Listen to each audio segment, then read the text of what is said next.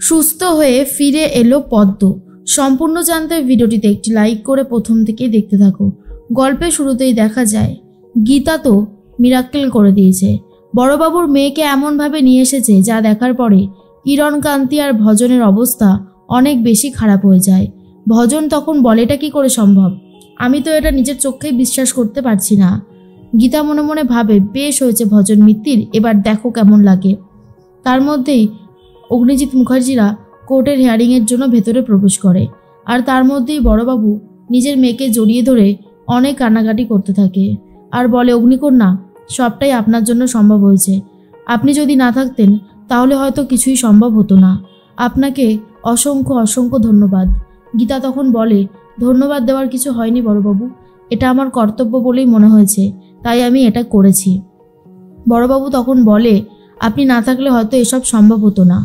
আর মেয়েকে ফিরে পেয়ে তো অনেক খুশি, তাই বলে, আগে যেমন আপনাকে সাহায্য করতাম ঠিক সেইভাবেই আপনাকে এখনও সাহায্য করব। এরপর গীতাও খুব খুশি হয়ে যায়। তার মধ্যেই সাত্বিক চলে গেছে বাড়িতে। গিনিকে চা দেওয়ার কথা বলে। গিনি তখন বলে, আমি কেন চা দিতে যাব? আমি তোমাকে চাটা দিতে পারবো না। তুমি এক কাজ করো, তুমি তোমার পার্সোনাল অ্যাসিস্ট্যান্টকে বলো চা দিয়ে যেতে, তার জন্যই তো তোমার শার্টের বাটনটা খোলা থাকে, তাই না? সাত্বিক বলে, দেখো, ফালতু ঝামেলা করো না, আমার না এই সমস্ত ঝামেলা একদমই সহ্য হচ্ছে না। এই সমস্ত জিনিসগুলো কেন করছো বলো তো? তখনই গিনি বলে, কেন? আমি ভুল কি কিছু বলেছি? আমি তো সবসময় দেখতে পাই যে তুমি কতটা ভালোবাসো তোমার পার্সোনাল অ্যাসিস্ট্যান্টকে। সাত্বিক তখন বলে, আমাকে একদম এ সমস্ত কথা বলতে আসবে না, যাও গিয়ে এক কাপ চা নিয়ে এসো।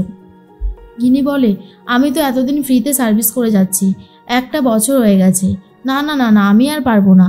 এবার যাও গিয়ে তুমি নতুন লোক নিয়ে এসো যে তোমার 5 মাস খেটে দেবে। সাত্বিক তখন বলে, আচ্ছা এই ব্যাপার, তুমি এবার একটু বেশি কথা বলে ফেলছো না? তখন গিনি বলে, একদমই না, আমি যা বলেছি তা অক্ষরে অক্ষরে সত্যি, আমি কোনো মিথ্যে কথা বলিনি।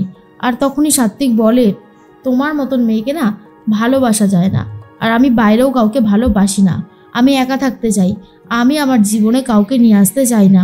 আশা করি তুমি বুঝতে পেরেছো, যাও গিয়ে এবার চাটা করে নিয়ে এসো। এর মধ্যে গিনিকে ইশারা দিতে থাকে মেহেকরা আর বলে, এদিকে আসো। গিনি তখন চলে আসে আর বলে, কি হয়েছে? তখনই মেহেক বলে, তোমার ফোন কোথায়? গিনি তখন বলে, এ বাবা, আমার ফোনটা তো ভেতরেই রয়েছে, দাঁড়াও নিয়ে আসছি। মেহেক বলে, একদমই না, থাক, ফোনটা এক্ষুনি বেজে উঠবে আর তারপর অ্যাটম বোম ফাটবে। আর গিনি তো এসব কথা কিছুই বুঝতে পারছে না। তখনই গিনি জিজ্ঞেস করে, কি বলতে চাইছো বলো তো তোমরা? মেহেক তখন বলে, জেলাস ফিল করাতে হবে আমাদের বর্দাকে, আর এদিকে বাবার ঠুসনি খাবে আর অন্যদিকে কবির গুতনি খাবে, এবার বুঝবে কেমন লাগে। গিনি তো কিছুই বুঝতে পারছিল না। এর মধ্যেই সাত্বিকের জন্য চা নিয়ে এসেছে স্বস্তিক আর বলে, গিনি বৌদি, চাটা ধরো, এই চাটাই তুমি বর্দাকে দিতে যাবে, কেমন? গিনি তখন বলে, তুমি চা করে কেন নিয়ে আসলে? তোমার করা চা খেতে পারবে তো? আর তখনই স্বস্তিক বলে, আরে দেখোই না কি হয়, মজাটা বুঝতে পারবে। এরপর স্বস্তিক নাম্বার চেঞ্জ করে অন্য নাম্বার দিয়ে ফোন করে সাত্বিককে, আর এমনভাবে কথা বলছে যাতে বুঝতে না পারে সাত্বিক। তখনই স্বস্তিক বলে, এবারে ফোনটা বেজে উঠল। এর মধ্যেই সাত্বিক চেঁচাতে থাকে আর বলে, গিনি, তোমার ফোন বাজছে। গিনি তখন বলে, ফোনটা ধরো তো। সাত্বিক বলে, কে বলছেন? এরপর স্বস্তিক বলে, আমি হলাম কবি, আমি গিনিকে চাই, গিনি আছে? তখন সাত্বিক বলে, না নেই। কি চাই মানে, ওর সাথে কি দরকার? কবি তখন বলে, ওকেই তো আমার দরকার, সেই কবে থেকে ওর জন্য বসে আছি, ওর দেখাই পাচ্ছি না, মেয়েটার জন্য আমি একেবারে পাগল, কবে যে এসে আমার কাছে ধরা দেবে। সাত্বিক তখন বলে, এসব আপনি কি বলছেন? তখন স্বস্তিক বলে, হ্যাঁ, আমি তো একদম ঠিকই বলেছি। এদিকে স্বস্তিক যে নিজে কথা বলছে সেটাই বুঝতে পারছে না সাত্বিক, কারণ সাত্বিক ভাবছে অন্য কেউ কথা বলছে, গলার ভয়েসটাও অচেনা অজানা ছিল। তার মধ্যে গিনি বলে, এই ব্যাপার, এবারে বুঝতে পেরেছি। স্বস্তিক ফোনটা রেখে দেয় আর মেহেক তখন বলে, বুঝে গেলে, এবার বাকিটা তোমার সামলে নেওয়ার অপেক্ষা। গিনি তখন এসে বলে, এ নাও চাটা ধরো। সাত্বিক বলে, শোনো, তোমাকে কে কবি একজন ফোন করেছিল। তখনই গিনি বলে, আমাকে? আমাকে আবার কি দরকার এখন তার? আমি পরে ফোন করে নেব, যা কেউ তো অন্তত খবর নেয়। সাত্বিক তখন বলে, এই লোকটা কে গো যে তোমাকে ফোন করছে? গিনি বলে, আছে, কেউ তো খবর নেয়, তুমি তো আর আমার দিকে ফিরেও তাকাবে না, যে নিচ্ছে তার জন্য আমি কৃতজ্ঞ।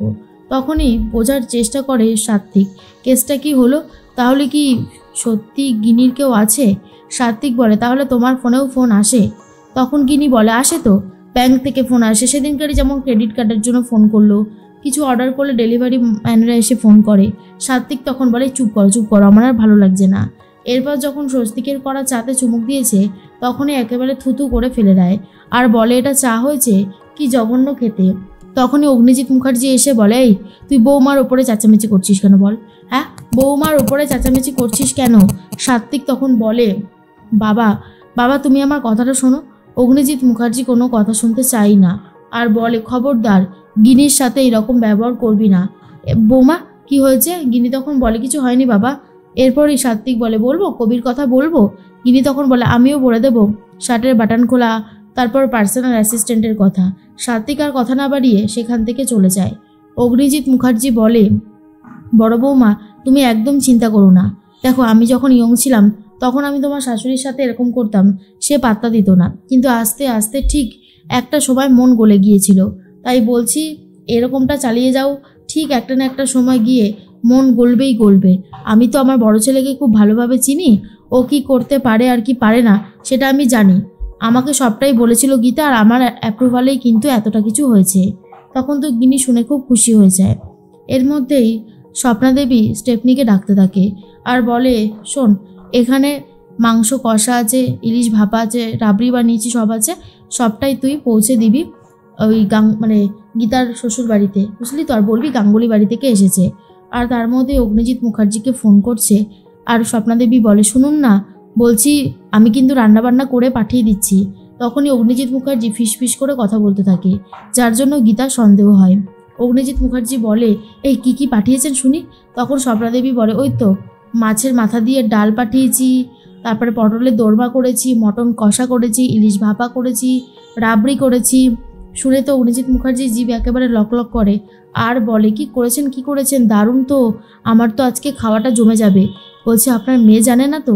স্বপ্না দেবী বলে বেয়ান এখনও জানে না, আপনার কাছে অনুরোধ ও যেন জানতে না পারে, হ্যাঁ তাহলে আমার অবস্থা অনেক খারাপ হয়ে যাবে।